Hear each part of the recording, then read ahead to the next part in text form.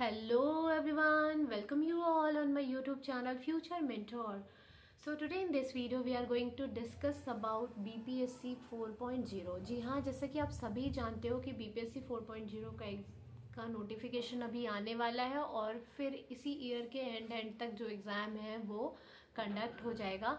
तो आज इस वीडियो में हम डिस्कस करने वाले हैं कि आपको टेस्ट जो है वो किस तरीके से अटेम्प्ट करना चाहिए। इससे प्रीवियस वीडियो में मैंने डिस्कस करा था कि आपको कैसे अपनी प्रिपरेशन स्टार्ट करनी चाहिए।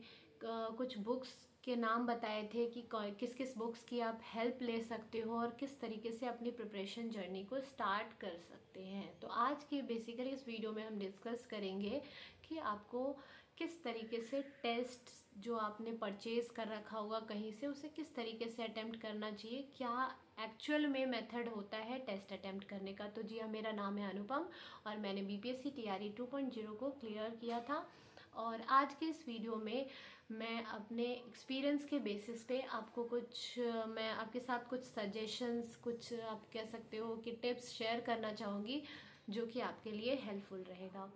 ठीक है, तो हम सबसे पहले स्टार्ट करते हैं कि किस तरीके से टेस्ट को अटेम्प्ट करना चाहिए।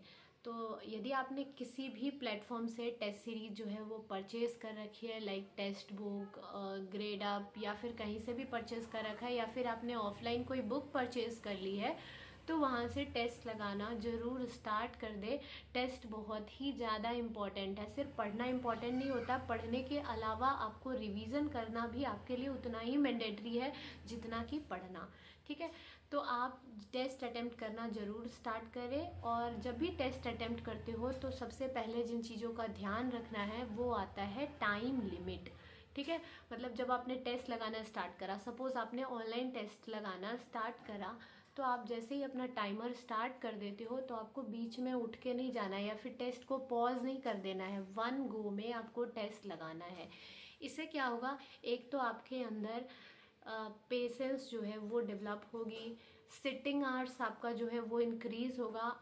आपके दिमाग में ये चीज़ फीड हो जाएगी कि आपको इतने टाइम तक आपके पेपर में आपको बैठना है। ठीक है, एंड उससे भी ज़्यादा इम्पॉर्टेंट ये है कि आपको ये पता लगेगा कि आप विद इन टाइम लिमिट में पेपर को कर पा रहे हो या नहीं कर पा रहे हो। ऑल्दो जो टीचिंग एग्ज़ाम होते हैं उनमें हमारे पास सफिशिएंट टाइम होता है।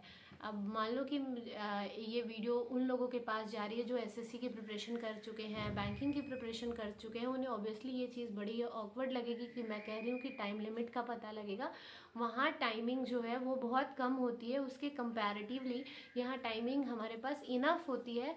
बट ये भी याद रखना है कि अगर आपका टीचिंग सब्जेक्ट जो है वो मैथ्स है, ठीक है, तो वहाँ पे मैथ्स के जो क्वेश्चंस आते हैं वो इतने लेंदी होते हैं कि आपका टाइम पता नहीं कब चला जाता है। तो टाइम का ध्यान जरूर रखना है कि आप जो टेस्ट दे रहे हो उस टाइम पे आप अपने टेस्ट को विद इन टाइम लिमिट कर पा रहे हो या नहीं कर पा रहे हो, इस चीज़ का ध्यान जरूर रखना है। तो टेस्ट से आपको सिर्फ ये नहीं पता लगता कि आपका स्कोर क्या हो रहा है, टाइम लिमिट का, विद इन टाइम लिमिट आप टेस्ट को कर पा रहे हैं या नहीं कर पा रहे हैं, वैरायटी ऑफ क्वेश्चंस का आपको आइडिया लगता है, किस किस तरीके के क्वेश्चंस पूछे जाते हैं वो भी पता लगता है।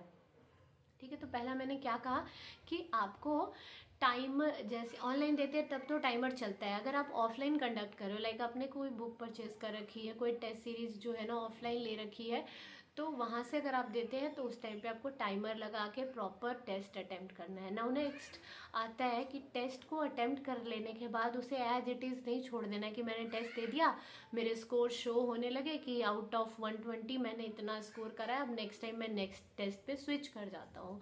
अगर आप इस तरीके से स्विच करोगे तो आपका स्कोर इंक्रीज नहीं होगा। अगर आप अभी 70, 80, 90 जो भी मार्क्स ला रहे होंगे, लाइक आप 90 स्कोर कर रहे हो, तो आपको देखने को मिलेगा कि 1 मंथ बाद भी आपका स्कोर जो है वो 90, 95 तक पहुंच जाएगा ज़्यादा से ज़्यादा, है ना। तो ऐसे नहीं करना, आपको करना क्या है कि जब आपने टेस्ट दे दिया तो उस टेस्ट पेपर की एनालिसिस करनी है। सेकंड पॉइंट क्या आता है कि टेस्ट पेपर की एनालिसिस करनी है कि आपने जो टेस्ट लगाया उस टेस्ट पेपर में ऐसा कौन सा पोर्शन था जिसे आप अटेम्प्ट ही नहीं कर पाए, किस किस पोर्शन के क्वेश्चंस में आपको काफ़ी कठिनाई आई। उन सारे पॉइंट्स को राइट डाउन करना है अपनी नोटबुक में। ये बहुत ही ज़्यादा मैंडेटरी है, अपने नोटबुक में उसे ज़रूर राइट डाउन करें। ठीक है। राइट डाउन करने के बाद आप उस वाले पोर्शन को अपने बुक से, जो भी आपके पास जो प्रॉपर बुक होगी, लाइक आप बिहार बोर्ड वाली बुक फॉलो कर रहे हो या फिर आप NCERT से पढ़ रहे हैं, वहाँ से उस पोर्शन को क्लियर करने की कोशिश करें। फिर उसके बाद आप दोबारा से उस वाले टेस्ट के में या फिर कोई मिनी मॉक टेस्ट, जैसे मिनी मॉक टेस्ट जो होता है वो पर्टिकुलर टॉपिक्स का होता है ना। जैसे आप मान लो ट्रिग्नोमेट्री के किसी पोर्शन में फंस रहे हो, तो आपने ट्रिग्नोमेट्री का एक मिनी मॉक टेस्ट ओपन कर दिया जिसमें एंगल से रिलेटेड क्वेश्चंस पूछे जा रहे हैं या आइडेंटिटी से रिलेटेड क्वेश्चंस पूछे जा रहे हैं, तो वहाँ आप उसे ओपन करके देखो कि अब आप कर पा रहे हो या नहीं कर पा रहे हो। अगर आप कर पा रहे हो तो फिर आप नेक्स्ट टेस्ट को लगाएं, है ना।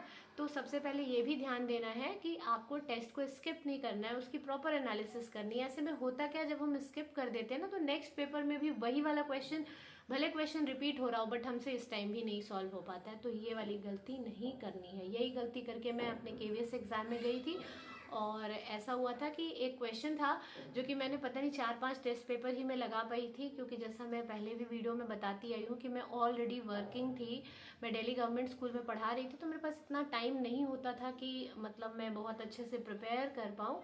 तो मतलब मेरी जो स्ट्रैटेजी हमेशा से रही है वो यही रहती थी कि मैं टेस्ट अधिक से अधिक लगा पाऊँ, क्योंकि मैं क्लास में ऑलरेडी बच्चों को पढ़ा रही थी। तब भी आप पढ़ाते हो, फिर भी कुछ ना कुछ चीज़ें होती है जो लैक करती है। तो उस टाइम पे मैं सिर्फ टेस्ट सीरीज ही लगाया करती थी कि मैं क्वेश्चंस अटेम्प्ट कर पाऊँ, है ना। तो वहाँ पे हुआ क्या कि मैंने एक क्वेश्चन को देखा था और उस क्वेश्चन को बार बार मैं स्किप कर रही थी। वहाँ रीजनिंग के भी क्वेश्चंस पूछे जाते हैं, तो रीजनिंग वाले पोर्शन को मैं, एक सिटिंग अरेंजमेंट का क्वेश्चन था जिसको बार बार स्किप कर देती थी। और ऐसा हुआ कि पेपर में भी वही क्वेश्चन आया और मैं नहीं कर पाई थी क्वेश्चन को। ऐसी मैथ्स के 1-2 क्वेश्चंस थे जो कि मुझसे गलत हो गए थे, क्योंकि मतलब मैंने क्या उन क्वेश्चंस को प्रॉपरली सॉल्व नहीं किया था। मैंने बस ऐसे ही, मतलब टाइम बहुत कम होता है KVS में, तो मैंने बस ऐसे ही ऑप्शन पे टिक कर दिया कि हाँ यही ऑप्शन होगा, और वो गलत हो गया था क्वेश्चंस। तो इन चीज़ों का ध्यान देना है कि मैथ्स के पोर्शन में स्पेशली प्रैक्टिस जो है वो बहुत इंपॉर्टेंट होता है। अगर आप ये सोचते हो कि आपको सब कुछ आ रहा है, ज़रूरी नहीं है टेस्ट में आप उस टाइम पे अपने मेन एग्ज़ाम में उस क्वेश्चन को कर पाओगे, क्योंकि मेन एग्ज़ाम जो आप देने जाते हो ना पेपर, उसका प्रेशर अलग ही होता है। वो नॉर्मली आप घर पे बैठ के जो टेस्ट दे रहे हैं वैसा नहीं होता, वो काफ़ी डिफरेंट होता है। इसलिए ज़रूरी है कि आप ज़्यादा से ज़्यादा प्रैक्टिस करें, सिर्फ पढ़ाई ना करें। पढ़ाई के साथ साथ जो कहते हैं ना स्मार्ट स्टडी, तो स्मार्ट स्टडी में यही इंक्लूड होता है कि आप रिवीजन करो, जिस टाइप के क्वेश्चंस जो एग्ज़ाम में पूछे जा रहे हैं उन क्वेश्चंस को करो, ठीक है।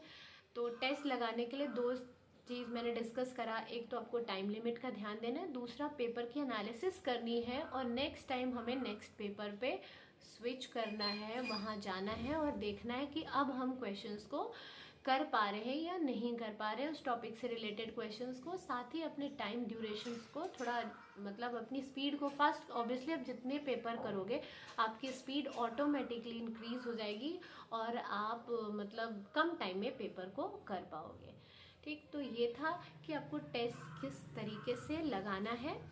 और चूँकि वीडियो थोड़ी लंबी हो रही है, मैं ज़्यादा लंबी वीडियोस डालना नहीं चाहती हूँ, तो बस आज के लिए इतना ही। नेक्स्ट वीडियो में मैं आप सभी के साथ शेयर करूँगी कि टेस्ट सीरीज़ के अलावा अगर मुझे कुछ इंपॉर्टेंट पॉइंट्स लगेगा कि आपको ये चीज़ें करनी चाहिए, तो उसकी एनालिसिस करके मैं ज़रूर नेक्स्ट वीडियो अपलोड करूँगी।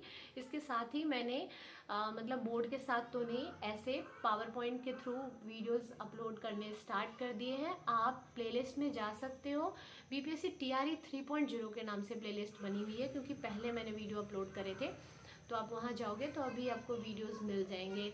अभी मैंने पॉलीगॉन से प्रीवियस पेपर में जो क्वेश्चंस पूछे गए थे TRE 3.0 क्लास 9-10 में, जो कुछ क्वेश्चन जनरल सेक्शन में पूछे गए थे, उन क्वेश्चंस को अपलोड करा है। आप प्लेलिस्ट में जाके उस वीडियो को चेकआउट कर सकते हो। इसके साथ ही पॉलिनोमियल से काफ़ी क्वेश्चंस पूछे जाते हैं, उससे रिलेटेड वीडियोस भी मैं आज अपलोड करने की पूरी कोशिश करूँगी। आई होप सो आपको वीडियो पसंद आया होगा। अगर वीडियो पसंद आया है तो प्लीज़ वीडियो को लाइक करें एंड चैनल को सब्सक्राइब करें और ज़्यादा से ज़्यादा लोगों के साथ वीडियो को शेयर करें। एंड वन मोर थिंग, अगर आपको किसी भी प्रकार की प्रॉब्लम आ रही है या फिर आपको किसी भी प्रकार की गाइडेंस की ज़रूरत है, मेरी हेल्प की ज़रूरत है, तो आप मुझे कमेंट सेक्शन में बता सकते हो। मैं उससे रिलेटेड वीडियोस ज़रूर अपलोड करने की कोशिश करूँगी। Thanks for watching this video and thank you all.